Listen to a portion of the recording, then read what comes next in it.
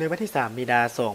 2026 สหพันธ์แม่หญิงกระทรวงยุติธรรมได้เผยแพร่ผลสำเร็จของประชุมใหญ่ผู้แทนแม่หญิงทั่วประเทศครั้งที่ 9 พร้อมทางปาฐกถาวันแม่หญิงสากล 8 มีนาคม 2026 ครบรอบ 116 ปี และมอบใบย่องยอผลงานในการจัดตั้งปฏิบัติข้อแข่งขัน 3D สมัยที่ 8 ให้แก่พนักงานรัฐกรภายในกระทรวงสำหรับผลสำเร็จของกองประชุมใหญ่ผู้แทนแม่หญิงทั่วประเทศครั้งที่ 9 ได้พร้อมทางปาฐกถาวันสำคัญโดยการเป็นประธานห่วมของสหายคำพันธ์บุญพา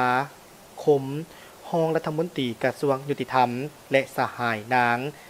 พันจินดาเล่งสวัสดิ์รองประธานคณะบริหารงานศูนย์กลางสหพันธ์แม่หญิงลาวมีบรรดาพนักงานรัฐกรทั่วกระทรวงยุติธรรมเข้าร่วมสหายนางพันจินดาเล่งสวัสดิ์รองประธานคณะบริหารงานศูนย์กลางสหพันธ์แม่หญิงลาวได้เผยแพร่ผลสำเร็จของประชุมใหญ่ผู้แทนแม่หญิงลาวทั่วประเทศครั้งที่ 9 ว่ากองประชุมได้รับรองเอาแผนพัฒนาแม่หญิงลาว 5 ปี 2026-2030 ซึ่งประกอบมี 9 เป้าหมาย 31 แผนเวียกจุดสูงและ144 เวียกจุดสูงพร้อมทั้งวางวิสัยทัศน์ทอดปี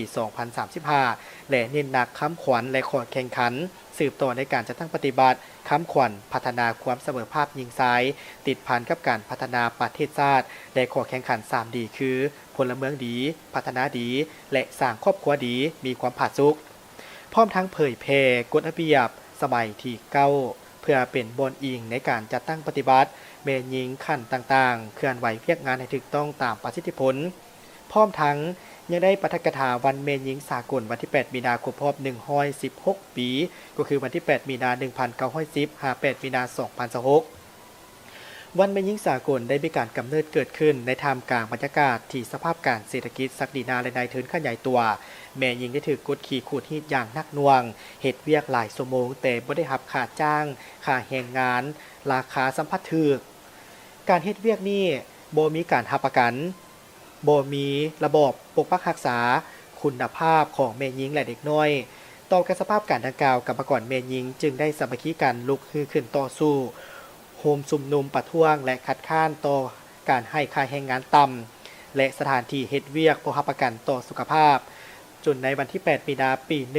1908 แม่หญิงได้เดินขบวนอยู่เมืองนิวยอร์กเพื่อทวงให้นายทุนลดผ่อนส่วนวงเฮ็ดเวียกหยุดเซาการขุดฮีดแรงงานเด็กทวงให้แม่หญิงมีสิทธิ์ในการออกเสียงในการเลือกตั้งและลงรับสมัครเลือกตั้งการเดินขบวนประท้วงภายใต้คำขวัญข้าวจีและดอกกุหลาบข้าวจีแม่นหมายถึงเศรษฐกิจที่ดีส่วนดอกกุหลาบแม่นหมายถึงคุณภาพชีวิตที่ดีฉะนั้นในวันที่ 8 มีนาจึงเป็นเหตุการณ์ทางการเมืองที่สำคัญเป็นขีดหมายแห่งเสษดาพื้นฐานของขบวนการแม่หญิงสากลในการต่อสู้ทวงเอาสิทธิผลประโยชน์อันชอบธรรมให้แก่แม่หญิงสาวพวกแรงงานในทั่วโลกภายใต้คำขวัญผู้หนึ่งเฮ็ดเวียกมื้อละ8 ชั่วโมงแม่หญิงและผู้ชายเฮ็ดเวียกคือกันต้องได้รับเงินเดือนเท่าเทียมกันต้องมีระบบป้องกันสุขภาพแม่หญิงและเด็กน้อยต้านสงครามหุกหานปกปักรักษาสันติภาพของโลกนับตั้งแต่วันที่ 8 มีนาจึงได้รับการเฉลิมฉลองอยู่ในหลายๆประเทศในทั่วโลกพิธีในครั้งนี้สหายนางแก้วมณีเพงบุญมาคณะบริหารงานสหพันธ์แม่หญิงกระทรวงยุติธรรมก็ได้ขึ้นผ่านข้อตกลงของประธานศูนย์กลางสหพันธ์แม่หญิงลาวว่าด้วยการย่องยอและชมเชยสหพันธ์แม่หญิงกระทรวงยุติธรรมผู้ที่มีผลงานดีเด่นในการจัดตั้งปฏิบัติข้อแข่งขัน 3D สมัยที่ 8 ก็คือ 2021 หา 2025 ซึ่งมีบุคคลและกลุ่มกองดีเด่นจำนวน 141 ใบในโอกาสดังกล่าวนี้ท่านรองรัฐมนตรีกระทรวงยุติธรรมก็ได้แสดงความชมเชยพร้อมทั้งเน้นหนักให้ผู้ที่เข้าร่วมเพิ่มทวีในการศึกษาอบรมการเมืองแนวคิดในฐานแถวสมาชิกแม่หญิงให้เลิกซึ่งสืบต่อค้นคว้าเสื่อมซึมบรรดามติคำสั่งแนวทางนโยบายของภาครัฐมติกองประชุมใหญ่ของพรรค